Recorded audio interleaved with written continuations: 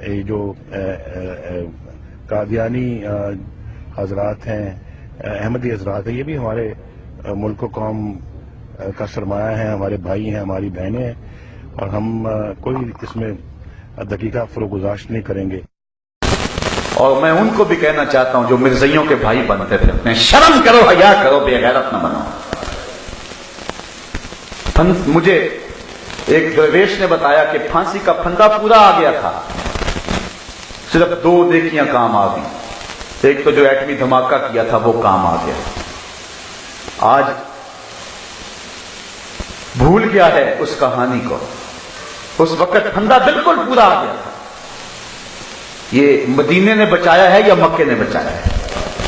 اور آج جو کتے مکے اور مدینے پہ بھونکتے ہیں، آج ان کو بھائی کہا جا رہا ہے۔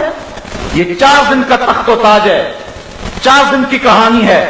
ہم اگر زرداری کو کہتے ہیں اور دوسری طرف گیلانی کو کہتے ہیں کہ اپنا قبلہ درست کرے، ہم میاں نواز شریف کو بھی کہتے ہیں اپنا قبلہ ٹھیک کر دے، اللہ سے توبہ کرے، ورنہ اللہ کا قہر پڑے گا، اس کا غضب پڑے گا۔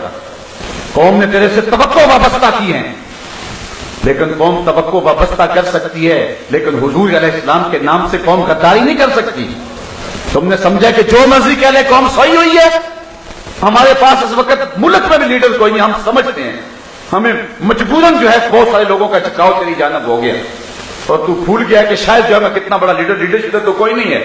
قوم کی مجبوری ہے کہ لوگ چھوٹی برائی کو قبول کرنے کے لیے تیار ہو جاتے ہیں۔ قوم کی توقع پہ پورا اترنے کی کوشش کر۔ اور یہ جو غضب کیا اور ظلم کیا، مرزائیوں کو جو ہے وہ بھائی کہا، مرزائی ختم نبوت کے باغی ہیں، رسول اللہ کے دشمن ہیں۔ مرزا قادیانی نے کہا ہے کہ جو مجھے نبی نہیں مانتا وہ کنجریوں کی اولاد ہے۔ جو بدبخت یہ جملے کہیں تو اس کو بھائی کہنے والا ہمارا کیا لگتا ہے؟ اللہ سے توبہ کرے، اللہ سے معافی مانگے، ورنہ اتنا بڑا گناہ کیا ہے جو دنیا بھی برباد کر دے گا، آخرت بھی برباد کر دے گا۔ یہ تخت و تاج کے لیے لوگ کیا کیا پاپڑ بیل رہے ہیں۔ علامہ اقبال نے اپنا سارا فلسفہ 2 لفظوں میں نچوڑ دیا، حد کر دی قلندر لاہوری نے اور درویش سیالکوٹی نے، فیلسوف مشرق نے، نقاد مغرب نے۔ اقبال نے اپنا سارا فلسفہ 2 لفظوں میں نچوڑ دیا۔